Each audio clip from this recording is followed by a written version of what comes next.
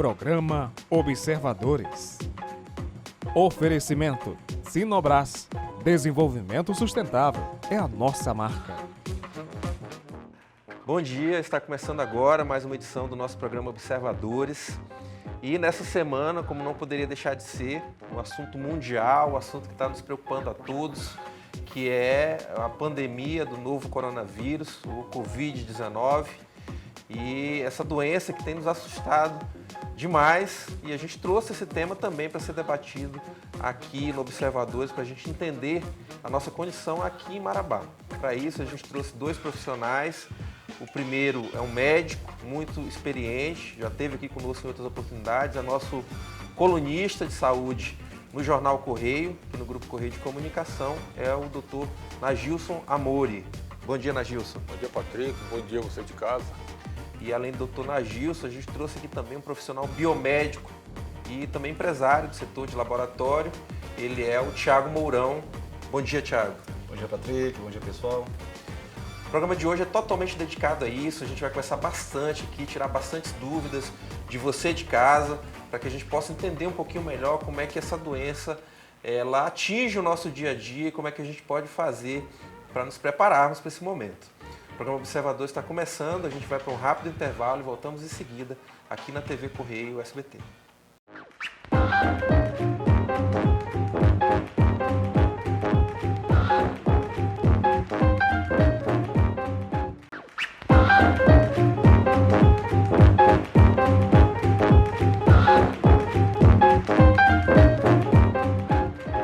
Volta com o programa Observadores dessa manhã de domingo. Hoje a gente escolheu para assunto do dia um bate-papo que tem tudo a ver com a nossa realidade. O mundo inteiro está tratando sobre o Covid-19, sobre o novo coronavírus, como a gente tem chamado.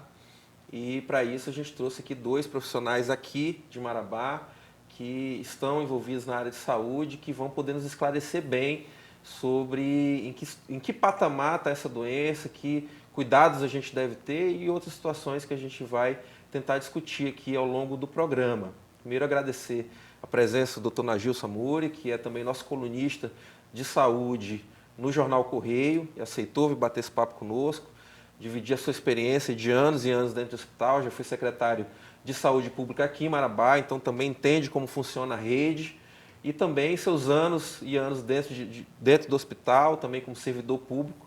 Ele vai conseguir nos ajudar a construir esse panorama. E convidamos também um outro amigo nosso, que é o Thiago Mourão, né, biomédico e também futuro médico, né, futuro colega acadêmico de medicina, mas a gente trouxe ele aqui hoje na condição também de empresário do setor de laboratório. Ele vai também nos ajudar a entender como é que funciona essa questão de exames, de prova contra prova, como é que funciona essa questão toda, até você saber se está realmente com o coronavírus. Eu começo dando um bom dia aos dois. Nagilson, bem-vindo, obrigado pela presença. Obrigado pelo convite, Patrick. A gente está aqui para colaborar nessa discussão, né, de um tema tão importante como esse para a humanidade. Muita gente assustada, muita gente recebendo informações em demasia, alguns fake news também no meio. E é importante esse bate-papo hoje. Certo. Thiago, também bem-vindo. Bom tê-lo aqui conosco. Obrigado, Patrick. Patrick, é um tema chato, né? Porque a pandemia chegou forte, obviamente. E vamos tratar sobre a realidade da nossa região. Isso não é fácil, como o doutor falou aqui, que fake news está demais, é muita informação chegando de forma distorcida. E quem, às vezes, paga o pato somos a gente que estamos de frente ali. Certo. E tem também a questão psicológica, né? Tem gente já sentindo sintomas psicológicos só de ouvir falar da doença, ou susto e pânico também que pode acontecer, que não ajuda em nada, né, doutor? Isso.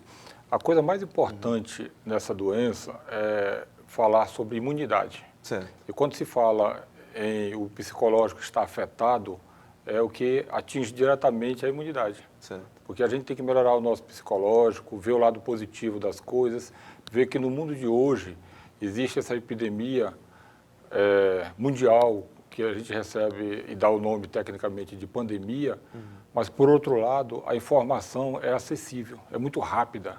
Né? As redes sociais são rápidas de forma que a gente tem muita informação e às vezes entende isso de uma forma meio distorcida e sofre.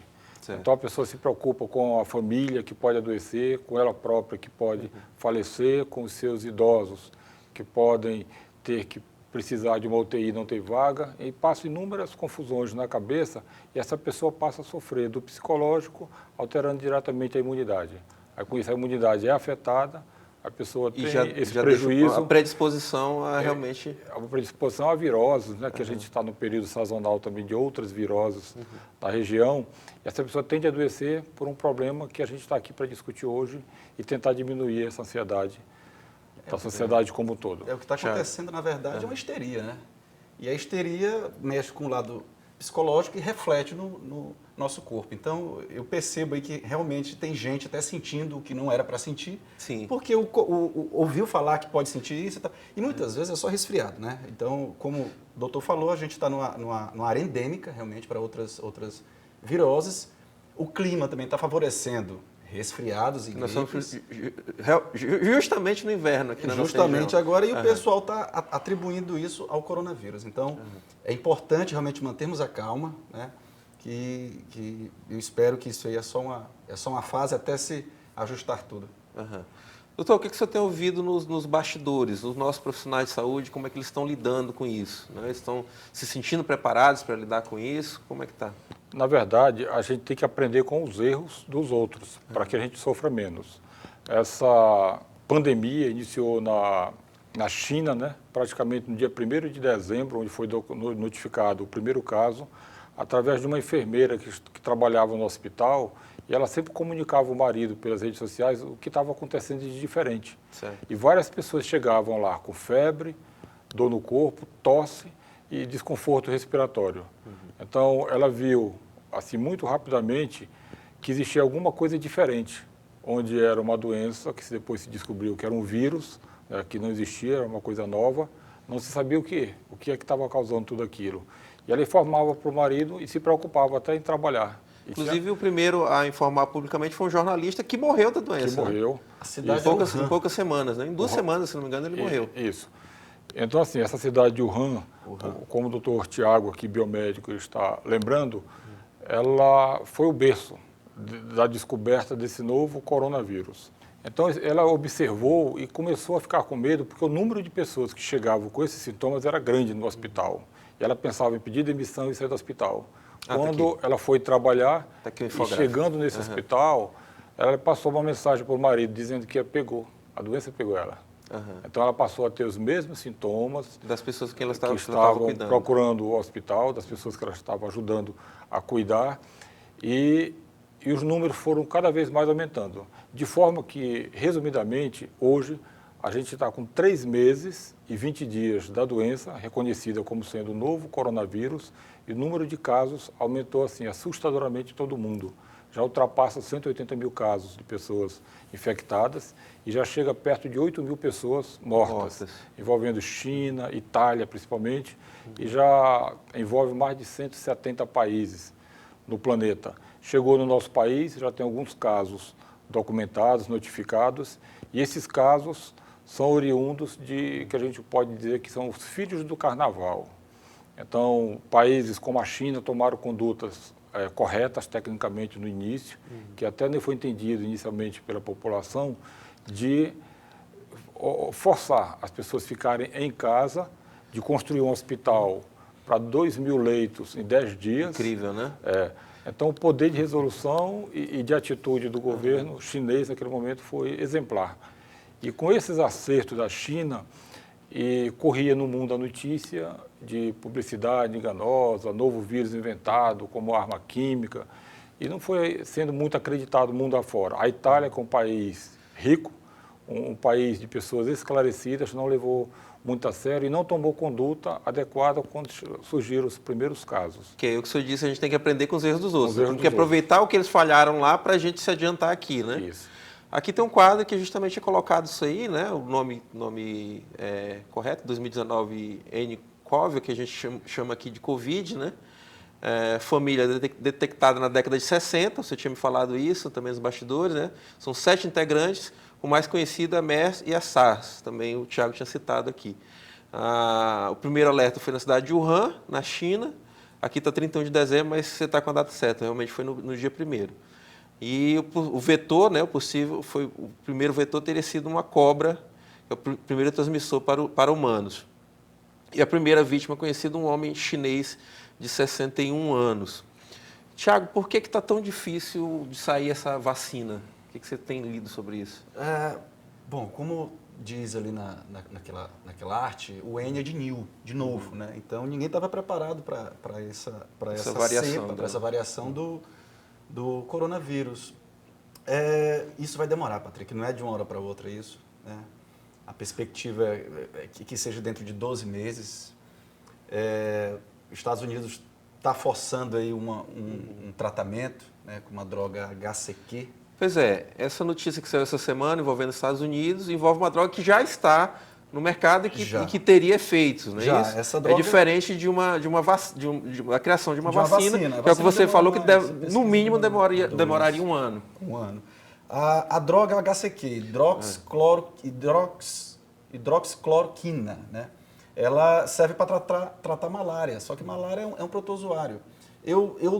É só opinião pessoal, realmente, é só uma visão um pouco técnica do que eu já li. Eu tenho uma leve impressão, como o doutor Najus falou, do psicológico. Eu estou com uma leve impressão, Patrick, que seja como funcionasse um placebo isso aí. Certo. É uma droga que já está aí, aquele paciente que está infectado ou que está supostamente infectado, vai tomar aquela droga e vai ajudar o psicológico. Eu estou desconfiando disso. Porque eu não vejo, doutor, como é que uma droga voltada para eliminar protozoário, o Plasmodium falciparum da malária, vai acabar com o vírus. Eu não vejo isso. O que a gente trata, não encaixa. O que se trata na virose são os sintomas, né? Febre, a gente trata a febre, a gente trata a coriza, né? Nesse caso aí, na China, o que chamou a atenção foi o alto índice de pneumonias que geraram lá na cidade de Wuhan. Certo. Então, o coronavírus ataca o sistema respiratório, né? Então, geralmente, pessoal, os pacientes, no caso, os idosos, morrem por pneumonia, por deficiência respiratória, tá? Então, sinceramente, eu tenho que ler, eu vou aguardar mais notícias sobre esse HCQ aí que o Trump está querendo lançar logo aí. Lançar não, está querendo que acelerem. Foi muito difundido isso aí essa semana. Pois é, para ver se a população consome isso aí. Eu não sei se vai dar certo, é a minha opinião, eu acho que não. Certo. Eu acho que não. Doutor? Em relação à sua pergunta, falando da possibilidade de uma vacina mais recente, a gente sabe que existe mundo afora vários cientistas, vários interesses, até comerciais, no sentido econômico, no sentido de se descobrir uma vacina e tratar, né, e se prevenir de uma forma mais rápida. Como é que a vacina funciona? Existe uma vacina natural que a gente, ao longo da vida, vai adquirindo doenças naturalmente, gripes, resfriados, até mesmo o próprio coronavírus, que existe há mais de 60 anos, né, o coronavírus selvagem, e a pessoa vai adquirindo resistência, porque o nosso organismo ele entra em contato com aquele agente e as nossas defesas criam anticorpos. Então, se a pessoa entrar novamente em contato com aquele agente, ele não vai ter a doença, não vai ter sintomas ou vai ter sintomas mais atenuados. Inclusive, uma das matérias que a gente publicou essa semana no Jornal Correio dava conta disso, de que os cientistas brasileiros estão estudando o comportamento da doença dentro do corpo, como o corpo tem reagido, o corpo humano tem reagido à doença. Possivelmente vai ser a única vantagem de você ter adquirido a doença agora, se tratar e se curar, porque você vai ter esses anticorpos para não adoecer mais dessa cepa do Covid. Pois é. Aí, assim, a forma de criar artificialmente é que está a grande corrida. Eu li um trabalho médico a respeito dos israelenses. Eles projetam para daqui a 2 semanas lançar a primeira vacina contra o coronavírus. Os americanos também na mesma data. Também tem trabalhos médicos feitos com testagem já de vacinas em humanos que não obedecem os protocolos legais, técnicos, de expor uma determinada amostragem de pessoas em contato com o teste vacinal, sem os critérios adequados. Por Foi isso que até- o Thiago está falando que demora pelo menos um ano, porque Isso. tem todo um protocolo a ser seguido. Isso. Né? Aí como não foi seguido, não foi obedecido essa burocracia, aí perde o valor, né, no meio científico, mas todos nós torcemos para que isso aconteça o mais rápido. Na verdade, a pressa... E aí só para terminar o raciocínio, em relação a esse novo agente, a gente não sabe muita coisa, a gente tem que aprender muita coisa. E com esses levantamentos em todos os países, a gente vai chegar no futuro próximo, assim, o mundo científico, a se conhecer melhor. Mas assim, eu vou dar um exemplo, o H1N1. Então é um vírus que também evoluiu na forma de epidemia e hoje já é bem conhecido e a gente sabe que aquela vacina que foi encontrada para combater, para o nosso organismo criar as defesas e combater aquele agente quando entrar em contato, tem que ser tomada a cada ano, principalmente os idosos, porque ele não dá imunidade permanente.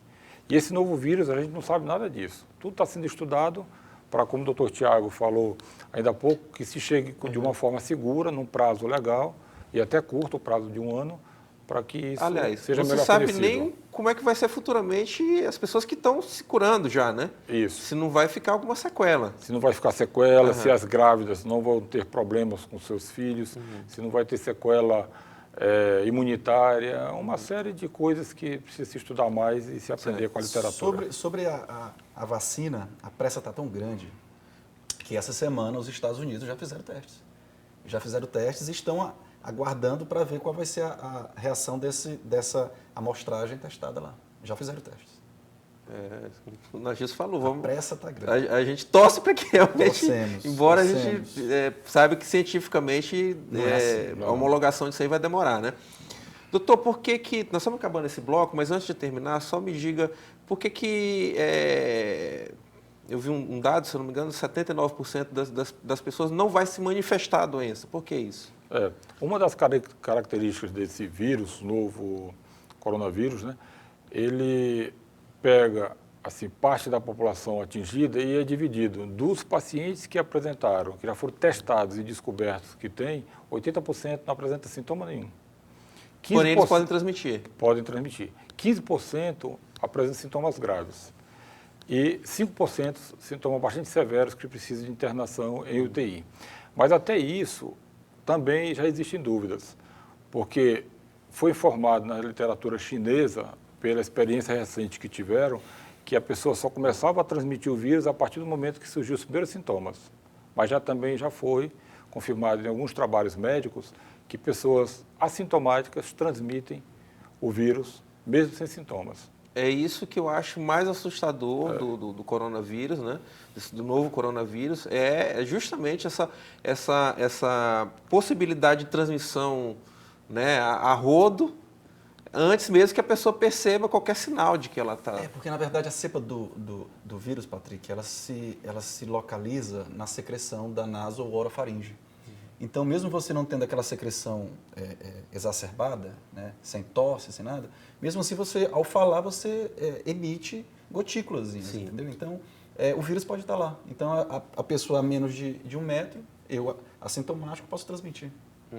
Tá? Até especula-se que a doença começou em São Paulo devido a uma festa de casamento, né? Um casamento que teve de uns artistas aí badalados, e pessoas que estavam nessa festa tinham acabado de chegar de viagem, inclusive internacional, e foram as primeiras pessoas, né? E ali, das pessoas que estavam ali naquela festa, começou a coisa alastrar para São Paulo. E incrível, né? A gente fica realmente bem assustado com isso. Senhores, a gente vai para um rápido intervalo e voltamos em seguida aqui no SBT.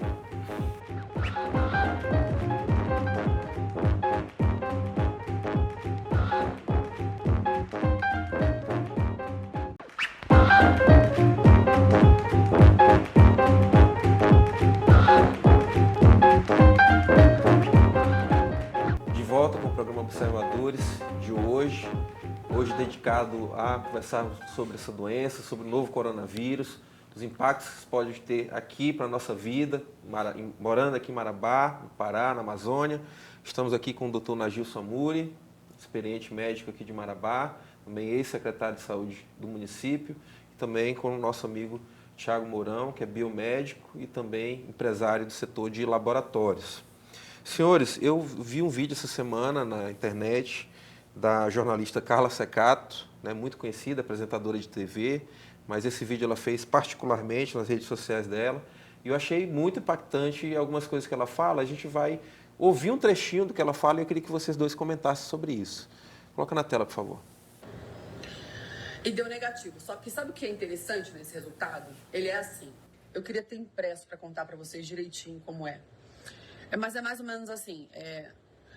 Seu resultado deu negativo para o coronavírus, mas os dados são inconclusivos, porque você pode ter tido antes, ou você pode estar no início e apresentar depois. Esse é o resultado do coronavírus. E aí eu perguntei para a doutora, eu falei, doutora, e se eu tivesse com coronavírus, o que você ia fazer? Ela não ia fazer nada, não tem remédio para o coronavírus. Se você tivesse com febre, eu ia falar para você tomar paracetamol e ficar em casa descansando. Aí ela pediu para eu fazer um apelo, e eu vou fazer um apelo para todos vocês. O Brasil não tem testes suficientes para fazer na população. Não tem. Nem no Sistema Único de Saúde, nem na rede particular. Aquele meu amigo que estava passando mal na sexta-feira, continua com tosse e com febre alta, e ele ia trabalhar segunda. Eu falei, você não vai trabalhar. Então vai no hospital e pega um atestado pelo menos de gripe. Quando ele chegou no hospital, ele falou, eu tô com tosse, com febre, falta de ar há 3 dias. A mulher falou assim, a gente acabou o teste, não tem mais. Hospital particular. Mas eu vou te fazer um pedido. Aí ele foi em outro laboratório, um dos maiores de São Paulo. Sabe o que ele falou? A gente não vai fazer. A gente só está fazendo em casos de risco. Doutor Nagilson, é assim mesmo que tem sido? Eu queria até que o doutor Tiago respondesse isso aí, porque ele tem um O Tiago está acostumado com essa laboratório. parte de como está sendo no laboratório. Né? Vamos lá. Aham. Primeiro que aqui em Marabá, na nossa realidade, a gente ainda não teve um caso grave, nem caso suspeito notificado ainda. Tá? Certo. Sobre os testes que ela está falando aí, essa semana a Anvisa liberou, né, autorizou ou validou 8 novos testes aí. Então vai chegar, sim, precisa de um prazo de produção, mas esses 8 novos testes vão ser comercializados. Então vai ficar de forma mais simples. Como o HN1, como a dengue, antigamente não tinha exame específico e rápido assim, tá? A gente tinha que coletar e mandar para os grandes centros. Tá bom? Hoje não. Hoje a grande parte dos laboratórios mais interessados tem sim suporte para fazer esses testes e vai chegar o do coronavírus ainda. Tá?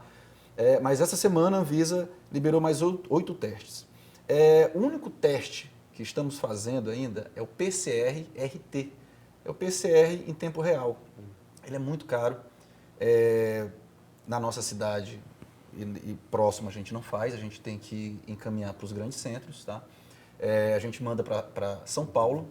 Os grandes laboratórios que estão em São Paulo e no Rio de Janeiro não querem mais atender a rede privada, é só a rede pública. Então, os laboratórios privados ainda, que mandavam para alguns laboratórios grandes, pararam. Uhum. Olha a dificuldade que está. Você tem que ir para o público, você tem que estar numa situação grave para você ser atendido, fazer o seu exame. Olha a situação que estamos. Ou seja, mesmo quem tem condição não está conseguindo fazer. Nos grandes centros, não, você tem que ir para a rede pública. Certo. Alguns laboratórios ainda que têm essa metodologia do PCR-RT, fazem sim. Tá? Então, aqui nós temos um laboratório só que colhe isso e manda para fora. Tá? Por enquanto, mandando para São Paulo. Manda para São Paulo. O resultado daqui é de 7 a 10 dias. Se a amostra estivesse lá, seria de 5 dias. É coisa rápida. O que é coletado? É coletado secreções da região oronasofaringe. Então, é nas narinas e na boca, no fundo lá da boca. Aí manda para São Paulo, demora coletado através de um suave, que é um cotonete grande. Tá? A gente coleta essa secreção, coloca no meio de transporte e encaminha para lá. Tá? Temos que notificar. Tá? E a notificação é feita só pela vigilância epidemiológica. Infelizmente, apenas adiantando o assunto aí. Mas essa pessoa que te procurou para fazer a coleta, ela está vindo do médico ou ela foi direto ao laboratório? Ela tem que vir do médico. Ela tem que vir do próprio médico porque ela tem que estar com sintomas. Sintomas. Né? Então, ela procura primeiro o médico atesta aquilo ali, né? Secreção, febre, dispneia. e ali o médico solicita. E outra coisa, muito importante, não é qualquer paciente que está com esses sintomas que tem que fazer, porque isso causa realmente histeria. O paciente tem que estar enquadrado na situação de que ele teve contato com algum paciente que seja suspeito ou confirmado, ou que ele tenha Ou veio de alguma região, viajou para alguma região. Nesse momento, seguindo os protocolos do Ministério da Saúde, ele tem que vir de São Paulo ou Rio de Janeiro. De Brasília, não. De Goiânia, não. Do Nordeste, ainda não. Eu acho que isso vai ser ajustado ainda. Mas nesse momento, só de São Paulo e Rio. Então, você tem que ter tido contato com aquele paciente, aquela pessoa que tenha vindo desses dois grandes centros. Certo. Patrick, eu achei interessante uma entrevista de uma médica que faz parte da Organização Mundial de Saúde, da Organização Pan-Americana de Saúde e do Conselho Federal de Medicina. Ela é pneumologista e ela fez o seguinte comentário, que a Fiocruz, onde ela também presta serviço, adquiriu para o Ministério da Saúde em torno de 40 mil testes, na condição de vender, através da venda, né? Mais 60 mil testes, que ia chegar a 60 mil testes num país que tem 2 milhões, né? 2 milhões não, que tem 250 milhões de habitantes em torno, né? O nosso país. Então, assim, a gente olhando a grosso modo assusta e vê que é um número muito pequeno. Mas a gente vê que dos pacientes afetados, só 3% vão precisar de teste. Que é o que a nossa amiga fala aqui. Então, tire essa ilusão de que todo mundo vai poder passar por um teste. Então, de início, ela não vai. Aí, como é que funciona no município? A nível de município, a nível de estado, existem comissões assim, formadas por profissionais da área de saúde que ficam analisando as notificações diariamente, no sentido de ver qual o paciente realmente precisa. Então, se a pessoa tem febre, tosse e desconforto respiratório, então essa pessoa vai, o município de Marabá, por exemplo, encaminha um profissional lá da vigilância para colher o teste, esse teste colhido é mandado para fazer esse exame.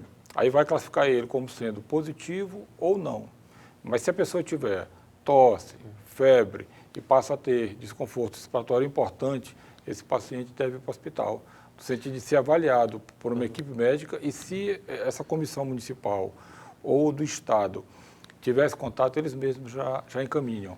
Tiago, por que no caso do famoso técnico de futebol lá, o técnico do Flamengo, por que tu consideras que o primeiro deu positivo, depois deu inconclusivo e o terceiro... Negativo. Por que acontece isso? Eu acho que ainda é a inespecificidade ainda do teste. Eu acho que eles estavam em ajuste, é o que eu acho. Porque em menos de uma semana ter 3 resultados, vai deixar qualquer um muito preocupado, né? Realmente, que com certeza o que passou pela cabeça dele nesse meio tempo, né? Ele se recolheu, fez o correto, né? Sim, é o correto.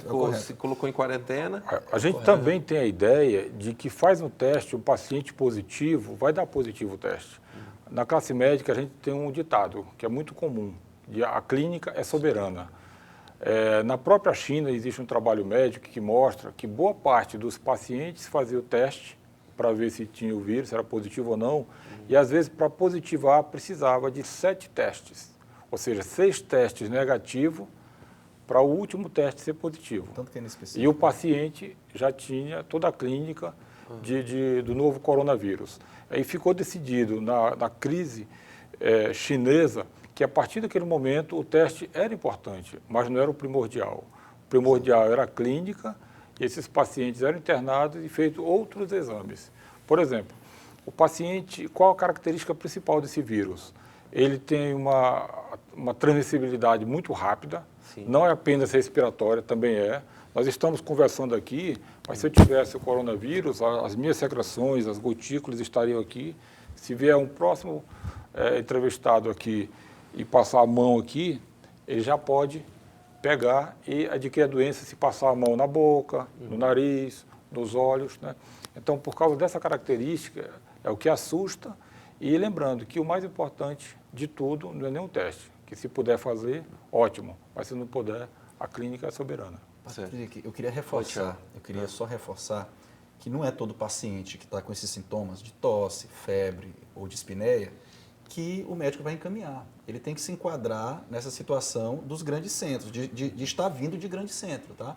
Ou é o viajante ou aquele que teve contato com esse viajante. Certo. Nesse momento, o protocolo é os grandes centros que são focos de transmissão, Rio de Janeiro e São Paulo. Então, o paciente que veio de lá, o viajante que veio de lá, esse sim, se apresentar sintoma, é caso suspeito até se confirmar. E ele entra de quarentena, tá? Se não, repito, não é qualquer resfriado, a pessoa está quietinha lá na sua casa, pegou uma alergia, exemplo, acha que já é coronavírus. Não, não é assim, tá? Tem que focar que o protocolo do Ministério da Saúde, até esse momento, tem que ter essa situação, tem que ter essa condição. O viajante tem que vir do Rio de Janeiro ou São Paulo. Por enquanto, são essas duas cidades. Ou de viagens internacionais, claro. Mas no Brasil, advindas do Rio de Janeiro e São Paulo. Brasília ainda não, infelizmente, que já tem casos, já tem muitos casos. Nordeste não. Então, o paciente que tiver esse sintoma, aí sim ele tem que se preocupar, tá? Não é qualquer gripe ou resfriado que está com esses sintomas que tem que ser encaminhado. Quando a Organização Mundial de Saúde caracterizou pandemia, ela estava querendo dizer o quê? Que todos os países do globo têm que tomar condutas técnicas, científicas, burocráticas, administrativas, no sentido de coibir a propagação dessa doença, né, desse vírus mundo afora. Aí a população, de forma geral, batia nos seus representantes, né, do executivo, querendo que tomasse logo as condutas necessárias. Mas qual foi a conduta, assim, por orientação técnica da própria OMS? É que aqueles governos tinham que tomar a conduta inicial, como o doutor Tiago acabou de falar aqui, que é o quê? Cuidado no viajante. Aquele que vem de fora e pode estar trazendo, assim, de áreas que estava acontecendo a epidemia. Então, esse era o foco principal. A partir do momento que esses viajantes chegaram e a doença já foi caracterizada e estabelecida, aí tenta se notificar com o teste confirmatório para, a partir daquele momento, se dizer, vindo daquela região ou estando próximo daquilo, tem que se tomar a conduta de isolamento, de quarentena. Gilson, a história da a máscara é para quem está desconfiado que está com a doença ou que já está caracterizado, né? Não é para as pessoas saírem na rua, de repente, todo mundo mascarado agora. Isso. Acho que nem teria máscara para todo mundo também, né? A gente sabe que é uma população normal, tem pessoas que têm asma, tem os fumantes, tem as pessoas com bronquites, com bronquiectasias, efizema, né? Que causam o quê? Desconforto respiratório, que pode ter febre, a gente vive no período sazonal de gripe, que não tem indicação.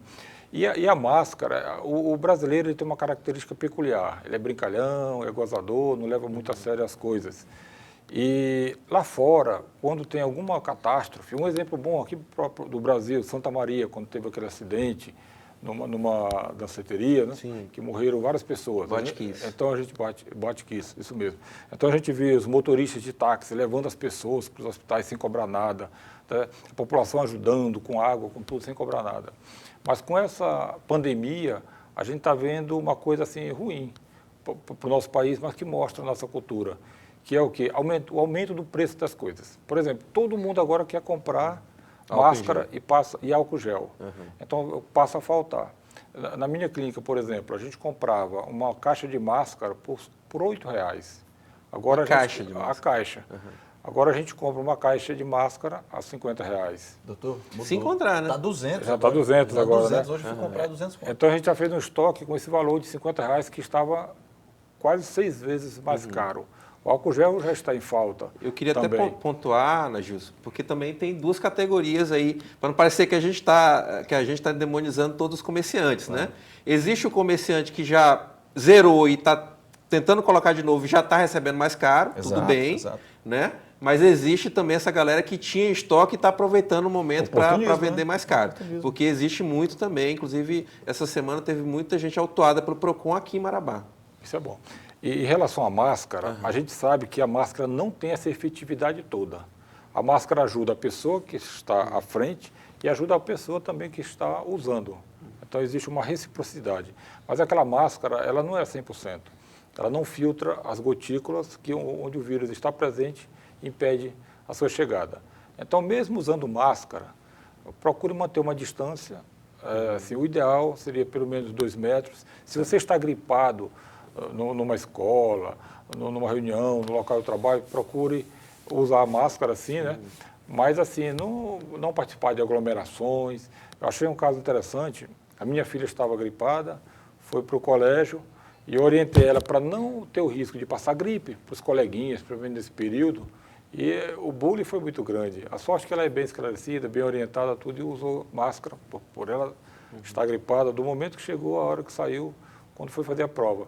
Mas assim, a nossa população, os alunos, de forma geral, a gente não está preparado ainda para enfrentar a epidemia. O importante de tudo... Eu te falei isso justamente porque nos assusta, né? Eu mesmo cheguei aqui no trabalho hoje e tinha um colega que estava usando. Porque ele tomou essa precaução? Porque ele está adoentado, está resfriado. Ele falou, eu achei a melhor saída para, né, no momento, até porque tá esse pânico todo. Mas não deixa de ser um choque para a gente ser, né, dar de cara com uma pessoa mascarada. Né? A gente deixa... Eu vindo para cá, no trânsito, o cara dirigindo, vidro fechado, sozinho, tá de máscara dirigindo. Ou seja, causa um impacto na gente, não tem chama jeito, atenção, né? Causa um chama impacto. atenção. Senhores, eu preciso fazer um rápido intervalo, a gente volta em seguida aqui na TV Correio SBT.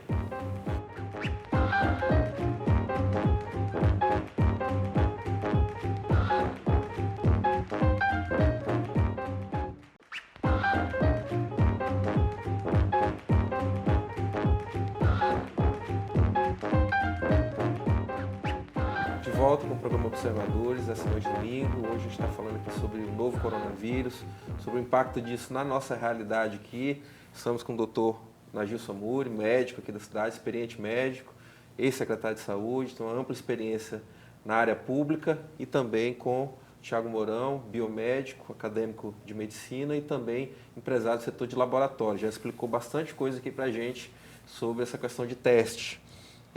Doutor, foi citado, inclusive, pela Carla, no vídeo dela, né, a questão de medicamento, né? O que é ministrado para essa pessoa que está se desconfiando? Não existe um medicamento mais efetivo, mas o que é ministrado e qual o efeito disso? Na verdade, o vírus, ele é um ser vivo que ele só consegue sobreviver se estiver dentro de uma célula de um ser vivo. Certo. Ele sozinho, isolado no local sequinho, ele morre logo e não sobrevive. E não existe remédio específico para tratar o vírus. Mas a gente ouve falar, tratamento. Como o doutor Tiago falou ainda há pouco, existem vários laboratórios, vários medicamentos, como a cloroquina, até a talidomida e outros medicamentos, Tamiflu, que são usados em países adotando critérios e protocolos diferentes, que a gente sabe que não atinge diretamente o vírus como forma de eliminá-lo.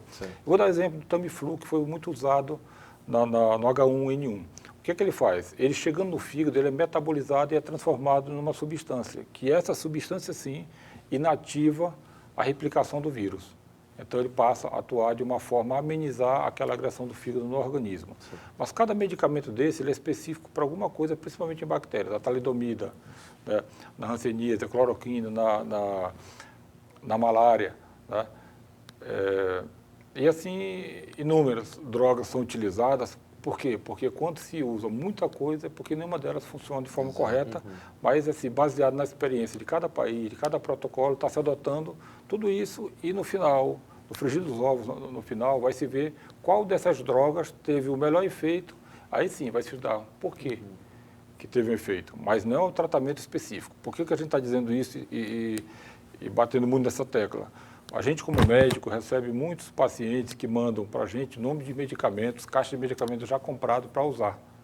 Aí, querendo usar? Só que confirme, né? Confirme. Ao invés de fazer o caminho. Automedicação. Automedicação. Automedicação. Então, a pessoa não tem indicação daquele medicamento, não está com a doença específica para aquele medicamento e nem pegou e tudo. E outra coisa, o protocolo que o Brasil utiliza, será que são essas drogas que o Trump lançou lá nos Estados Unidos? Então, a população, a gente pede calma, tranquilidade. Na dúvida, procure o seu profissional da saúde, seu médico de confiança, para tirar as dúvidas e não saia tomando. Uns áudios essa semana sobre ibuprofeno, não foi? Também. Criticando, que não sei o que lá, não use porque... Saiu numa revista até famosa, médica, falando do ibuprofeno e orientando a tomar o paracetamol. Né? Aí tem que ter muito cuidado. Dizem que o ibuprofeno ele faz com que o vírus se replique. Realmente. Na verdade, o nosso organismo tem um laboratório interno de produção de mediadores químicos que, quando entra o agente agressivo, ele vai lá e libera água oxigenada, bradicininas, uma série de coisas para inativar. Aumenta a temperatura do corpo que é para também matar boa parte dos agentes invasivos, como vírus e bactérias. Então, a gente tem que ter muito cuidado quando usar. Então, esses mediadores químicos que os leucócitos, os linfócitos, os eosinófilos, tudo utiliza, macrófago, utiliza para combater aquele vírus, se a gente tomar o anti-inflamatório, esses mediadores químicos produzidos de forma natural pelo nosso organismo, eles deixam de ser produzidos. Então, o vírus fica livre para progredir, para avançar, para proliferar. E não só esse medicamento anti-inflamatório que você falou, todos os anti-inflamatórios não hormonais, como diclofenaco e outros mais, meloxicam da vida, todos esses medicamentos, eles têm riscos. Eles têm risco de insuficiência renal, eles têm risco de hemorragia digestiva, eles têm risco de prejudicar a vida de uma pessoa com efeitos colaterais importantes. Principalmente renais, né? A dipirona, que é um genérico, mas um medicamento antitérmico, ele é muito melhor do que o paracetamol, porque o paracetamol é indicado para crianças recém-nascidas e para mulher grávida no primeiro trimestre, segundo trimestre, para não causar efeito teratogênico. Mas que a eu te dipirona garanto que pode o uso causar. é bem discriminado que a gente vê aí na rua. Então, a hepatite é muito causada pelo paracetamol. O próprio remédio. Tóxica. Vamos colocar mais a segunda parte do vídeo aqui da Carla Secato. Eu queria que vocês comentassem também isso que ela coloca. 60 anos, idosos com doenças crônicas, não vai fazer. Aí ele descobriu que apenas um laboratório de São Paulo estava fazendo o pedido médico. Chegou no laboratório, tinha acabado o teste. Aí, muito cuidado, pedi para essa médica e esse médico que me atenderam no hospital me explicarem exatamente que alerta eu deveria fazer para a população. E com muito temor, mas com muita certeza de que eu estou fazendo a coisa certa, não vão a hospitais. Essa médica me falou que 2 pessoas passaram lá para fazer o teste, porque pessoas no trabalho tinham sido diagnosticadas positivas, elas não tinham sintoma e estavam com coronavírus. E até aquele dia estavam passeando, indo ao shopping, indo ao mercado, conversando, tocando maçaneta, tocando cartão de crédito, tocando maquininha. Nem sempre o sintoma aparece. E quando aparece, você tiver uma boa saúde, fique em casa. Porque como não tem cura o coronavírus e não tem teste suficiente para fazer, não adianta você saber se tem ou não. E olha, graças a Deus eu tive que passar por isso em loco para ver que realmente é assim. Só vá ao hospital, porque lá é um foco de coronavírus, o hospital. Os casos que tem estão lá. E aí, doutora Gilson? É assim mesmo como ela está falando? Realmente, como medir isso? Como eu devo procurar o hospital ou não? A mãe conhece as crianças que tem, né? A gente também se conhece. Em hospital, assim, não é regra, mas a gente vê que boa parte dos pacientes vão em busca do quê? Do atestado médico. E às vezes até uma coisa muito simples de ser resolvida pelos nossos avós, eles procuram o hospital. Eles não procuram nem o posto de saúde, procuram logo o hospital secundário ou terciário.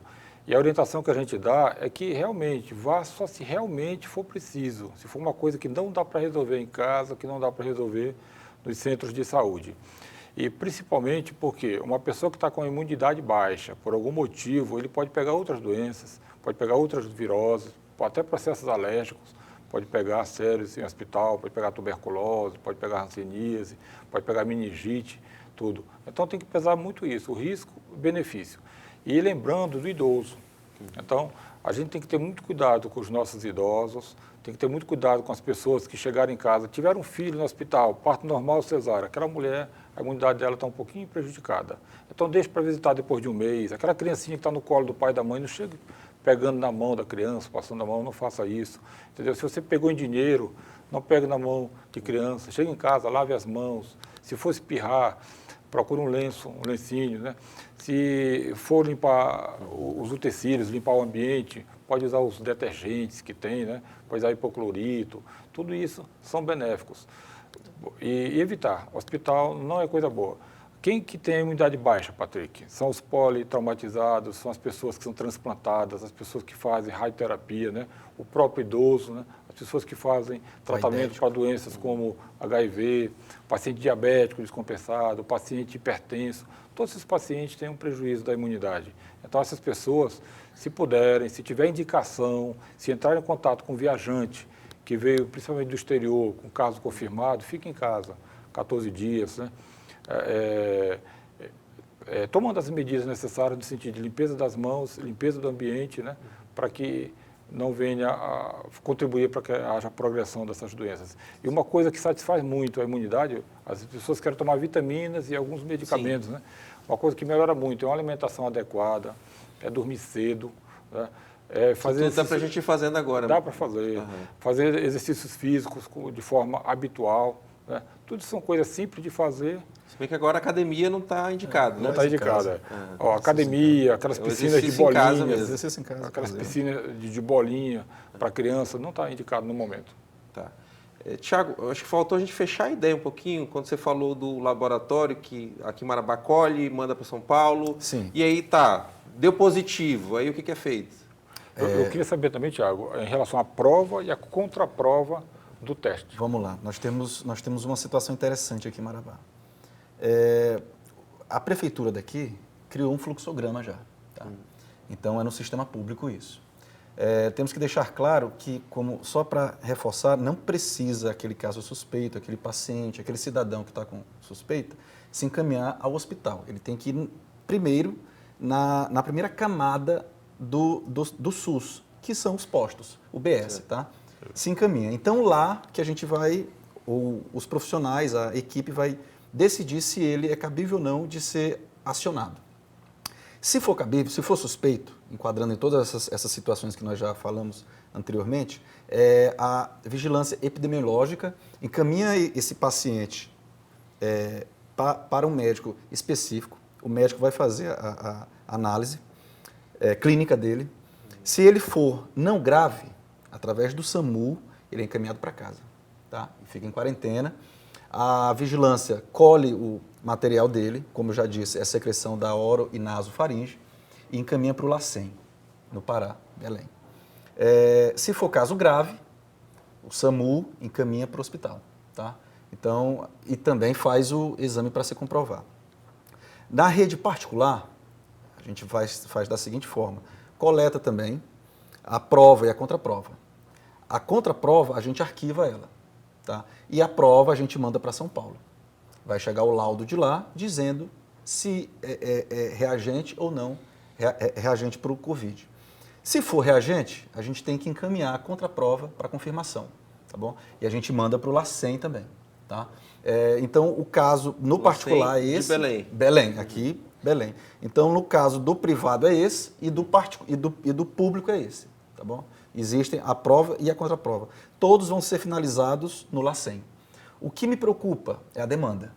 O LACEN possivelmente vai ficar abarrotado. Porque, querendo ou não, tem muita gente de Marabá viajando.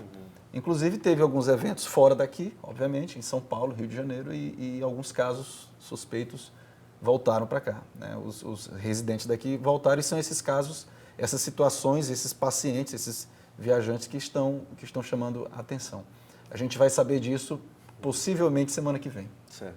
Tá bom? Seus, nosso tempo voou. Ainda tinha várias coisas para perguntar para você, mas a gente já está nos minutos finais. Eu queria que o Gilson dedicasse esse tempinho a dar algumas dicas para o povo de casa, o que a gente já pode fazer agora, enquanto a doença não chegou oficialmente em Marabá, mas que hábitos a gente pode cultivar desde já para evitar que se alastre, né? Tá. O cuidado principal é de lembrar que daqui um mês, mais ou menos, um mês e meio, vai ser o período crítico no nosso país, onde as UTIs vão estar lotadas, muitos casos de morte. É uma doença nova que pouco se conhece, entendeu? Tem muitas autoridades em cima, contribuindo. O Ministério da Saúde é bastante efetivo, os governos do Estado, com a orientação, e os municípios também estão se adequando. Só de cortar, essa semana, na entrevista do governador, ele estava do lado do secretário do Ministério da Saúde, ele falou que de todos os casos do país, apenas 5 estavam demandando UTI.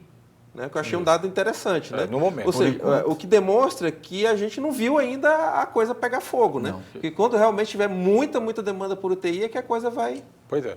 Aí, para evitar que a gente chegue no que está estimado pelas entidades de saúde, tanto internacionais quanto nacional, é que a gente evite a curva epidêmica, que é ascendente. E depois de um tempo, ela passa a ser descendente e a coisa se estabiliza e tudo isso desaparece. Para que a gente evite a ascensão dessa curva, a gente tem que colaborar. Colaborar como? Evitando aglomerações, cuidando dos nossos idosos, entendeu? Ficar o máximo de tempo em casa e tomando as medidas que já são bem conhecidas, que a gente vê nos sites, até mesmo do Ministério da Saúde em relação a esse vírus, né? Higienização de ambientes, higienização de mãos. Lavagem das mãos, o sabão, pessoal, esse vírus ele tem uma característica, ele é envelopado 2 vezes por uma membrana lipídica. Então, o fato da gente lavar as mãos e o tempo, 15 segundos, é o tempo de cantar 2 parabéns. Parabéns para você, nesta data querida, muitas felicidades e tal. Cantou 2 vezes, dá justamente 20 segundos. Aí esse é o tempo do sabão em contato com o vírus, ele desenvelopa e o vírus morre. Então tem que ser uma boa lavada de mão. Uma boa lavada de mão e o sabão é muito mais importante do que o álcool gel, que tem a sua importância. A limpeza do ambiente é o fato, se entrou em contato uma pessoa que está suspeita, está em quarentena, 14 ou 7 dias, que faça a limpeza, abra o ambiente, passe os detergentes nas salas, nas áreas que a pessoa esteve em contato. Se você vai no local, num shopping, algum local, não ande se encostando nas coisas, se escorando. Se você pegar na mão de alguém de forma inadvertida, não passe a mão na boca, no rosto, no nariz, chegue no primeiro local, lave as mãos. Então, assim, são medidas simples, mas que têm um efeito, assim, benéfico muito importante. Certo. Doutor Nagilson, muito obrigado pela sua participação. Tiago, obrigado também, uma honra ter você aqui conosco. É isso. Sucesso para você lá Obrigado, na sua equipe e também sucesso no seu curso de medicina. Meu amigo, obrigado. O que você precisar, estamos à disposição, tá? Foi uma honra. Que bom. Obrigado, Nagilson. Obrigado, Tiago. Obrigado a vocês que nos acompanharam. A gente vai continuar tratando esse tema aqui nos nossos programas, aqui na TV Correio, também através do portal Correio de Carajás e no Jornal Correio.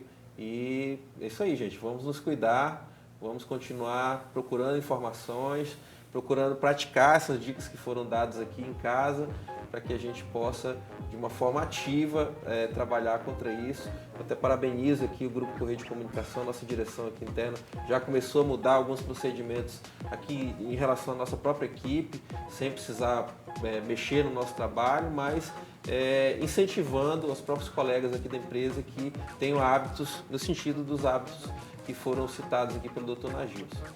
Um bom domingo a vocês, até semana que vem, aqui na telinha da TV Correio SBT, se Deus quiser. Programa Observadores. Oferecimento Sinobras. Desenvolvimento sustentável é a nossa marca.